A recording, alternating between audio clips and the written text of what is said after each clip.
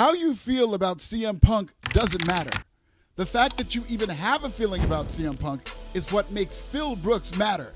But how do his peers and fellow GOATs feel about him? Excellent question, Shelton. Let's find out together. Quite honestly, if I was guessing what Triple Acia's issues with Punk would be Punk's physique and how he looked, and that because he did not look like a guy that was a future WWE champion in the eyes of a lot of people. But here's the thing, man. His skill sets, all of his stuff was great. And so I think their issues, quite frankly, was more like on how he looked, in their view, whispers about Punk's physique, or his arms aren't big enough, or he didn't have big enough shoulder, some of that bullshit. After they saw what he was all about, I think that the bitching subsided to some degree, but because of his lifestyle, he believed in it, he preached it, he talked about it.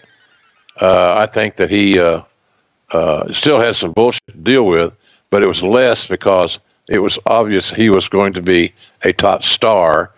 And when if you see somebody that's a real good worker, that does not have a reputation for hurting people, then it encourages the more established incumbents to want to work with him too. See, Punk's straight edge. That he doesn't, do drugs, he doesn't drink, doesn't smoke, doesn't do anything. He was the first person I ever met that was straight edge. I didn't know what straight edge was until I met Punk. CM Punk was straight edge, and he has a no coke sign, Pepsi on his arm, and is like, I don't know what the fuck that means. I don't understand what straight edge is or what that stuff is. What the hell does straight edge mean again? The first ever straight edge world heavyweight champion. I think it's straight edge would mean in every category, whether it be antidepressants, whatever it is. Vince just came and said, well, we're going to do this thing that I understand Punk's dad is an alcoholic. Let's do an angle on that. You can bury his family and, bury his dad for being an alcoholic. And I was like, have you talked to Punk about this? And asked him, he goes, no. As life goes on and you continually get involved in these situations that are at times, I'm sure he's in retrospect looked back and said, well, that fucking cost me $5 million. That cost me this. That cost me this. And you're not smoking a little cannabis to fucking take the edge off, or you're not having a glass of wine. I think that it's very difficult to not in any form or fashion just to absorb. He did talk to Punk, and Punk went for it. That was kind of the angle of the thing. I was trying to get him to, to waver from his straight edge ways and sending liquor baskets to his dressing room. And then one day he drank it, and I was like, I gotcha. And I had a sheriff to give him a sobriety test where I just watched it back where I don't know if you guys have ever been pulled over, if they even do that here. One of the things they ask you to do if you're suspected of drunk driving is say the alphabet backwards. I can't say the alphabet backwards if I'm stone cold sober. I can barely say the alphabet forwards. I still get G and H mixed up. So Punk did it. He went over it and did it backwards, and there's a really kind of a pretty cool angle when you consider where it stemmed from. He explained it to me and made it known why he was and what that meant. Like, you could tell that in and of itself is a characteristic of someone who's very driven and very, a guy that would stick to his principles. And so, like, I sort of saw, like, if he could do that with his life, if he set his mind to do it in wrestling, then it was just gonna be a matter of time before, the profit of that work was going to meet him. It's not secrets. I think he dated Beth Phoenix, who's now married to Edge. I can't remember all the other. Raphael Morphy and I were talking about that the other day, just on a trip. I mean, this dude got around, man. It used to be that indie guys were looked down upon. I was around plenty of top guys that would tell me how dumb I was for dating CM Punk when I was dating him. And it was just the start of the whole indie wrestling or not even resurgent, but takeover of WWE. I have no idea what CM Punk's deal is with Amy Dumont. I do know he is very dramatic and very emotional, and anytime she finds herself in a tough spot, I'm the guy she calls. He was very social and very much the ladies' man. More power to him, boola boola for CM Punk. But he was very social in that regard. But he was always social, and he was never high. He was never drunk. He never buzzed. So, but he did pretty good there. He had a nice social life, and then of course ends up marrying his bride. Who's on your 6 grandfathers of women's superstars? China, Lita, Beth Phoenix, Mickey James. Okay. Then me. Okay. You've dated a lot of these. I'm sorry. Is it awkward? You have really good taste. Obviously. The really cool thing about this business is the fact that I can be like, our first kiss is televised, and then I put him. As was mine, by the way. Oh, really? Oh, yeah. Oh, yeah. Oh my God. We were married and divorced before we actually dated. You may have just ruined my childhood. Oh, no. Yeah, we had a dry run. I don't think I knew that. Yeah. Whoa. We had a rehearsal. We sort of had a dry run as well. Like we dated probably 2 years after our storyline. But our first kiss is on television, and then I put him through a table. As one does. Yes. Wrestling relationships. I think we did. Early on, I think you like respected me to the point of like, in NXT, he was one of the announcers, and when everyone else was like shit on us, he would be like, "But AJ's cool." You know, like he was always like putting me over, and I think he just knew I like loved wrestling, and so like when we did the storyline together, I remember there was like he was supposed to say something really mean to me in like one of the live, one of the backstages that was like going on live.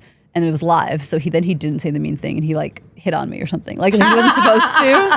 And I was like, "That was so You were cool." like, wait. That was Yeah, okay. It was not in the script, but he like took care of me, and I thought that was like really, really nice. And I think we just, I don't know, it sort of It evolved. Yeah, I think we were like friends first, dating other people, and then once we were both single at the same time, and I think part of me was like,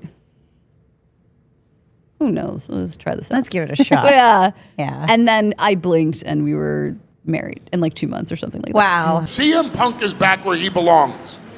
And that's on top in WWE. Big fan of CM Punk. I just really pray that he stays healthy. I've never met him, had an opportunity to meet him, but I guess I missed the boat on that one when I came back for one of the Raws. I was kind of like out of my mind flying back from LA with Rob Van Dam, if you get what I'm saying. I do. CM Punk probably has as big of an ego as anybody I can think of that I met in the business. And I'm not saying that necessarily in a bad way. It depends on how you take it, but I think that he believes that he really is the best, the best in the world. And I learned years ago that strippers can be fun to date as long as they can leave the gimmick at work and not bring it home and be normal at home. Right? It's kind of strange when you go up and see homeboys at a show. You got guys like Undertaker coming up saying, "Hey Jeff, how you doing, man?" All these other guys, "Hey Jeff, how's everything going for you, man? Hope you're all right." He comes back from his match. I'm sitting here waiting to see if he's gonna say hello to me, man. Never did. Walked away to the showers or whatever. I just leave, whatever. Oh well, yeah, fuck that guy. He was great to work with. I mean, I'm very proud of that match, and we sit down and we thought about ideas and everything. I mean, it was great. I had no beef with Punk. He was always business with me. Punk is someone like I'd never really interacted with much. I'd actually only met him one time in my life at Samoa Joe's wedding, and then he had left WWE when I had signed with NXT. So we'd never really had any interactions. I'll go on the record as saying like I'd heard horror stories. Yeah, I get cocky every now and then. I'll say, "You paid to see me, you paid to see me," but I made CM Punk a motherfucking superstar. And that's a fact, Jack. And I'll end it like this. Bam! Oh, we can't even do that shit in your company anymore.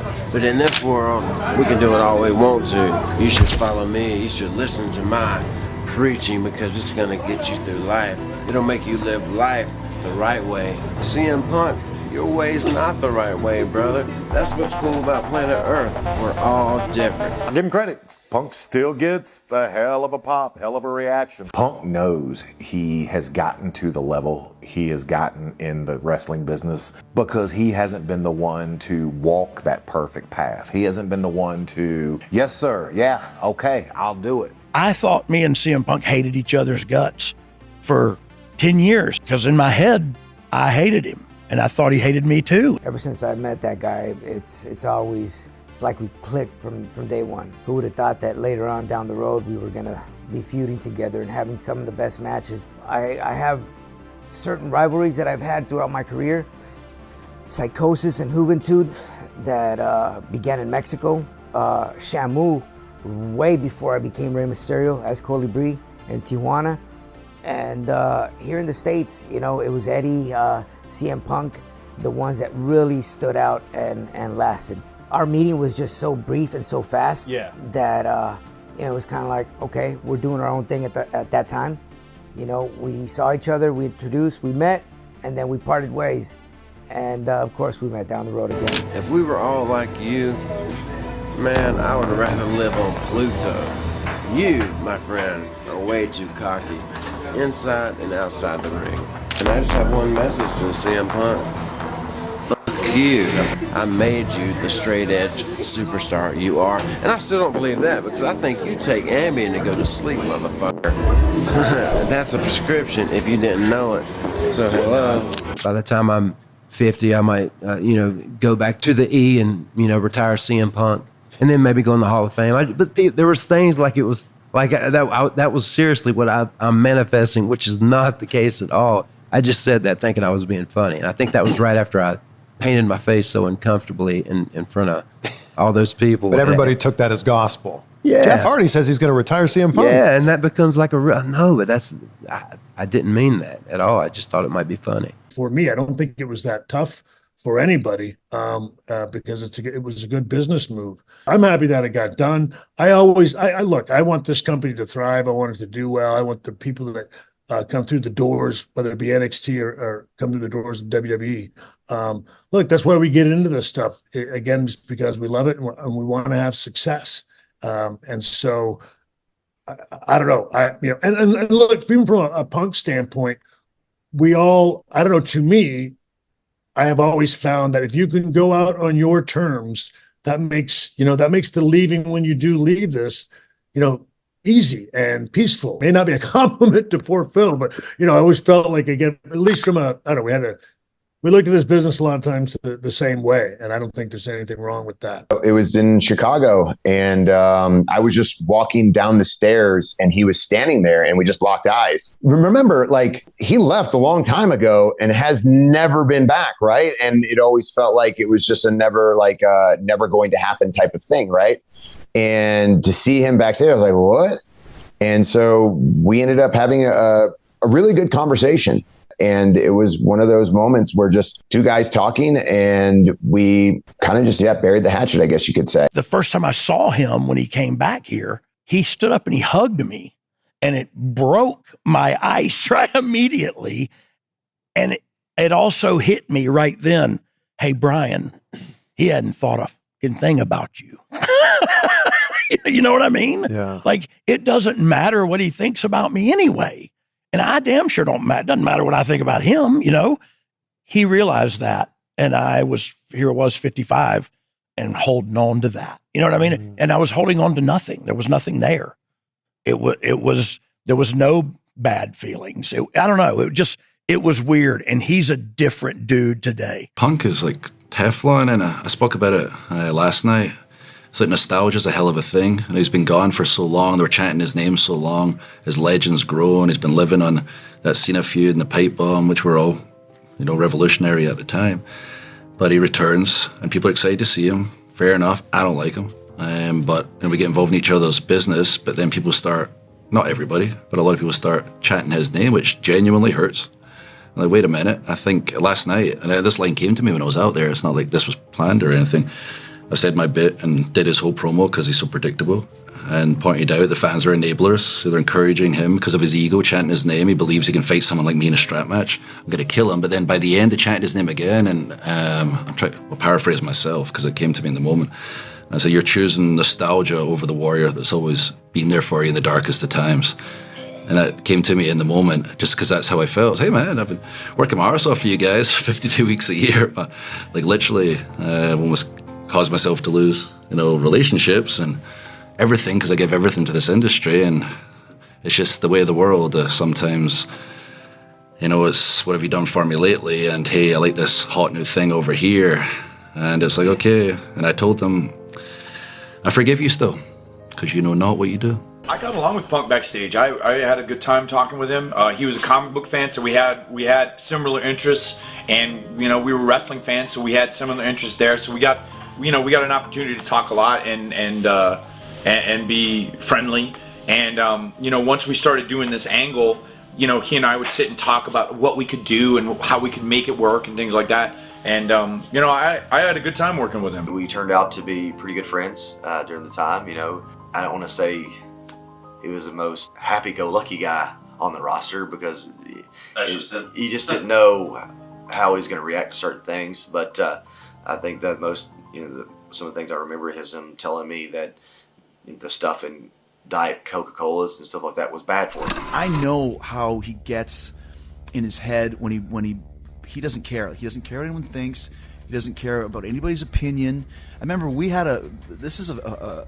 were working in like Amarillo, Texas, and Abilene, and it was it was the day in 2010 when Canada and the U.S. were having the gold medal hockey game, and Adam and I were flipping out, and we found a production bus to watch the game, and it was me and Punk versus Morrison and Edge. And we were like, listen, we've worked 100 times before. It's 2,000 people out there. Let's just call it in the ring. Cool, fine, and dandy. We watched the game. Canada scored in overtime. Go Canada! Right as my ring music was playing, it's like, yes, they scored. They had the good sense to score before we had to go. And I ran to the ring, and we had our match. And Punk starts, and he continues, and he continues, and he continues. And it took me about 5 minutes to realize he's not going to tag me in. And he worked the whole match himself as I stood on the apron side. And I was like, you son of a bitch. And I went on the floor, I grabbed popcorn, and some guy threw a can at the back of my head, which made me even madder. Do you remember that? Yes, I do. Afterwards, I said, I want to see all four of us in the trainer's room. And I lit into him, like, what are you doing? He's like, you're so unprofessional because you guys watched the hockey game. I'm like, dude, you were unprofessional for not tagging me in. People might have paid money to see me today, and you robbed that from them. And we got in a big argument, and I was thinking, like, the balls, like the audacity of this dude. Well, it was interesting because I said to him, listen, between the two of us, we've been doing this 40 years. Yeah. We can do it out there. And I get where we don't need to explain ourselves to you. I remember you said that. And I said, I get where you're coming from because I've been there. But you're just barking up the wrong tree, and you're going to see exactly where I am in a few years because you are me.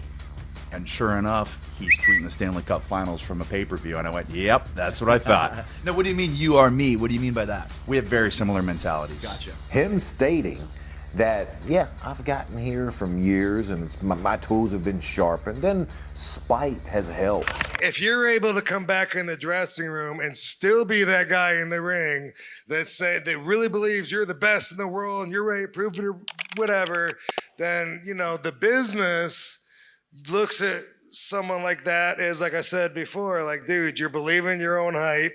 There's nobody on their own is moving the industry. It's everybody together. So being around him, just feeling his energy, I feel like I believe him. Hey, these guys make it to the top. The guys who believe in themselves the most, the guys who do the promos that convince you that they really think they're the best, they're the ones that make it to the top. They're also the ones that I can't stand because I think they're fucking crazy. If they're really there, telling you like, again, who did you fucking beat? Who did you really pin? Because, what are we doing here? It's fucking pro wrestling. CM Punk. Like, kind of scary. Kind of scary. In real life? Scares me. Really? It just scares me in and out of the ring. Like, I'm just scared. Okay. Attractive man, though. No. No, he is. Sorry. Oh my God. And I'm not gay, but are we just talking? I would CM Are we Punk. just no? I No, would. no, no. Look at CM Punk and look at my husband. Do you know what I mean? Like I have a type, and it's uber tanned. It's a tanorexic type. CM Punk was an acquired taste in the ring for me. When he was, to be honest, when he was the darling of the independents, I didn't see a top guy. CM Punk was not as good or as over as a John Cena. Wasn't as good or as over and moved the needle like The Rock. It was just what it was. I thought he was, was a little, he was doing moves, portraying a wrestler, but not being a wrestler. Bro, this guy may be the most overrated wrestler I think I've ever seen. Because I've watched this whole run and I've not seen anything. I mean, I'm just being serious. I've watched this whole run, not that whole run. This whole run, and I don't know what I'm seeing that's special about the guy. Oh yeah, okay, he can cut a good promo. Okay, a lot of people can cut good promos. I don't know, man. I don't think he's a great worker. Like I said, he's a lot older now.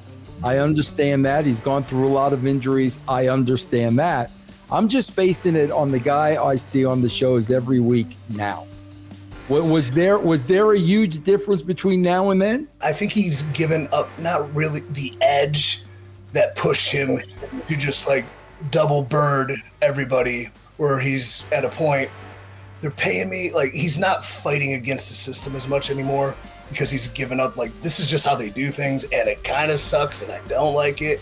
But knowing him like coming up, I think he's a fantastic worker and promo and like authentic. He's very authentic. So who you see is who he is. I think CM Punk was very deserving of winning the title, and it was one of those things. I feel like he's busted his ass. He's worked really hard, and I think he's been great. And it sounds like he's been a great fit for the WWE. So I'm glad that worked out, and I think he's deserving, especially with his legacy and considering everything he's done in the WWE in the past and his history at WWE. WWE's the person who made him a star.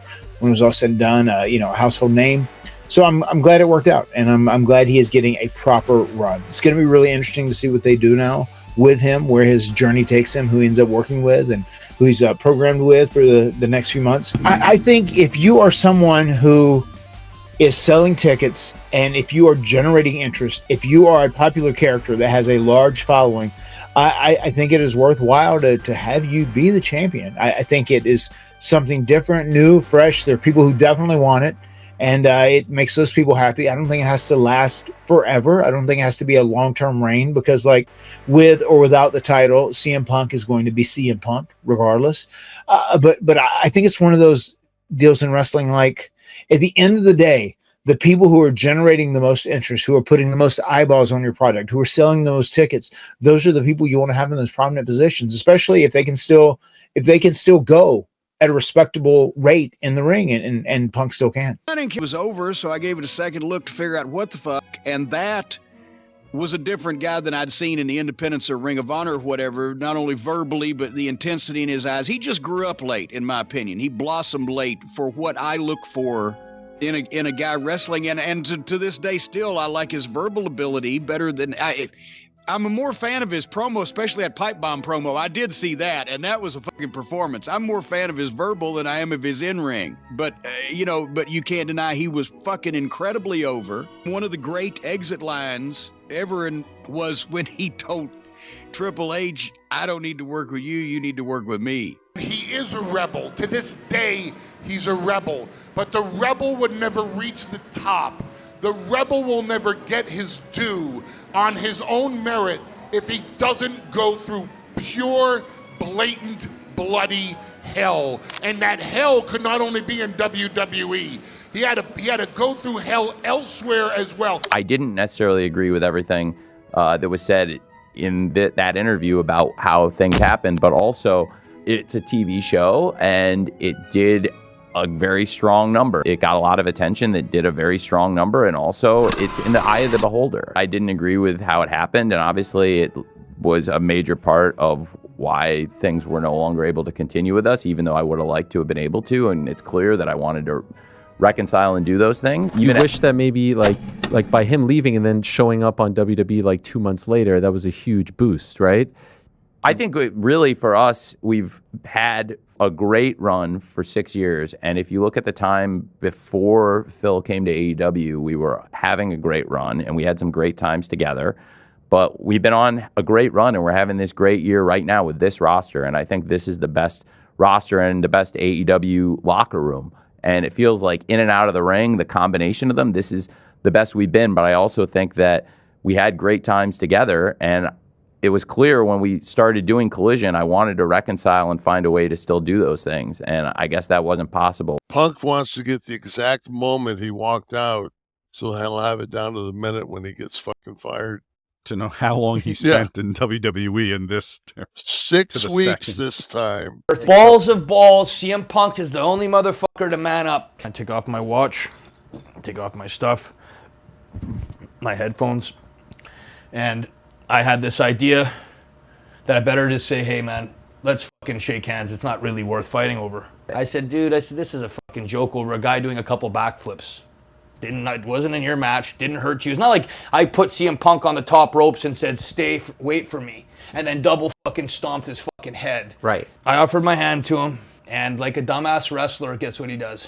Tried to slap me across the face. Before he could drop his hand, I'm lightning fast, man, and I don't care. Again, put me on a speed bag or something, and I'm trying to sell myself, but especially at this stage, I boxed all the time. He got fucking 2 shots. I hit him twice. And he crumbled. And he tried to go for a double leg. And my natural reaction was when he went to double leg, I grabbed his hair and I spun around his face.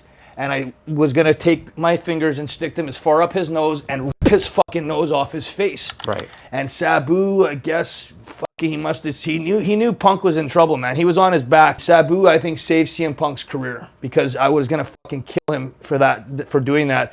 And I don't think you would have ever heard about CM Punk doing the MMA. You would have never heard about him being one of the greatest wrestlers in WWE. And I put him over as one of the greatest entertainers overall playing the game. For the time he had while he was in there, that guy was a fucking king. That afternoon, Punk just made a crack about me wrestling in a shirt. But whatever, I didn't care, you know. I think Punk and I were on good terms. It was fine. To me, I took it as a joke. You know, I don't think he was trying to humiliate me. I really don't think so. Other people probably saw it different. I did the match in the singlet, and I came to the back, and I was blown to shit. I was blown up. But Punk was and it was a very small locker room, and people were, minding their own business and talking their stuff out. But Punk was just standing there looking at me, and I was blown. And I figured, I'll joke with him. I'll joke back. And I said, "Are you happy now?" But I guess he took it like I was trying to show him up, which I wasn't trying to. I was literally trying to have a relationship with this guy and just joke around with him. Right. But I guess I was blown, so maybe my tone was off. I don't know. He got very upset. He yelled at me and he said I was disrespectful and all this stuff. And for what it's worth, if I had been in his position, maybe I would have thought the same. And now I know Punk a lot better. And I think he knows me a lot better too. And now it's just like a far thing. It's like it never happened, really. But people still talk about it because there was a lot of people in the locker room and everybody saw it. But I ended up just saying, okay, I'm sorry, you're right, I'm sorry. That was it. It was no big deal. But the next day online is being reported we almost came to blows, which is not true. Punk he still has a chip on his shoulder from the way he was treated back in the day. And I'm not saying he shouldn't. Hell, he should. Remember, in professional wrestling, personal issues draw money. If you can tap into something that you truly feel, a slight that you felt back in the day, if there's some place, some deep place you can go to where your words will not only sound real, but hell, they'll be real. I think Christian said it best.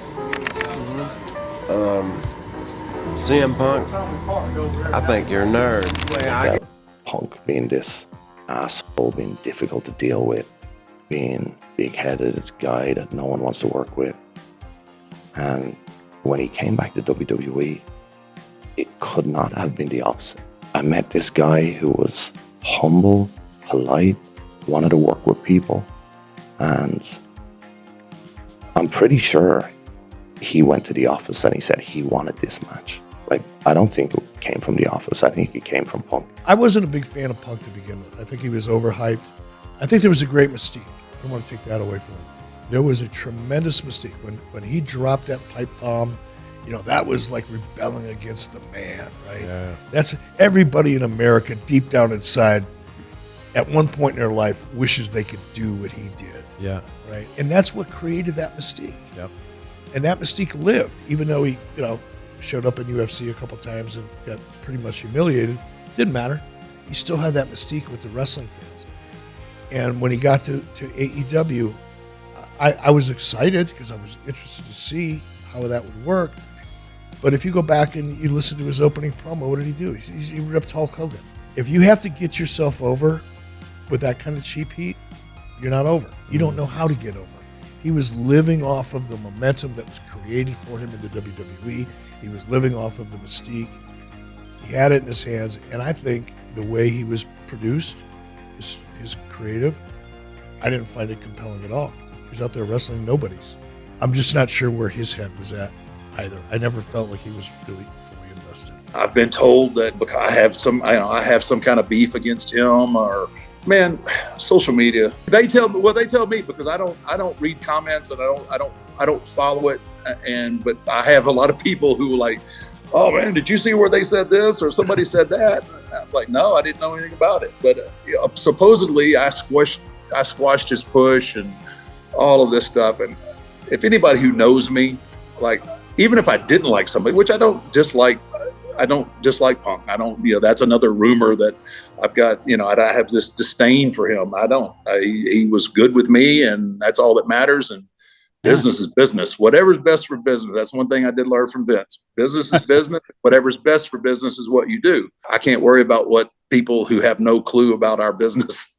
Everybody thinks they're everybody thinks they're an expert, but they really have no clue. CM Punk apparently was there, and that was the only time I really had a chance to meet him. And I happened to walk into a dressing room to go say hello to somebody, and he was there, but he was in a heavy meeting with whoever they were doing the program with that night, and I didn't want to interrupt them, but no, big fan of his. I just think that to get CM Punk up and running where it's real consistent, I think would be the coup de grace for the WWE that would really set him free. He's very believable. He's very, very believable in the ring, and he just seems real. He's like kind of like got that outlaw mentality. But the cool part about it is he speaks the truth, and he really, just rolls it out there straight. He's very opinionated. A lot of people agree with his opinion, and it's kind of like the stuff that a lot of people are afraid to say. He'll say it. So it's almost like he's a truth teller. I was flying to LA, and they just did a show the night before. I'd seen Roderick Strong at the airport, a buddy of mine, and we got to catch up, which was awesome. He was heading to an ROH show, I believe. And then on the flight, just seen Jack, had a little chat. I had a chat with him and his missus, and then we snapped a picture, and the internet had a freaking meltdown. It was hilarious. Like any other rebel, it's the old song, you have to go through hell before you get to heaven. And CM Punk, the struggle is real. And everybody had to see it and hear about it and know about it and sit there and go, my God, will somebody please one time give this talented man the platform that he deserves? It's been over 20 years now that he's been on the national stage, and he still doesn't get a chance to demonstrate his greatness. And now, truly for the first time, he has a chance to step out from the hell that he's been going through. And of course, again, having to pay his dues in front of the world. As soon as he's getting started, he gets terribly injured and taken off the roster. And he came back months earlier than any doctor could have predicted, because that's how badly he wanted to get back into the mix and on top in WWE. So to see him in the front row with my children, was it surreal?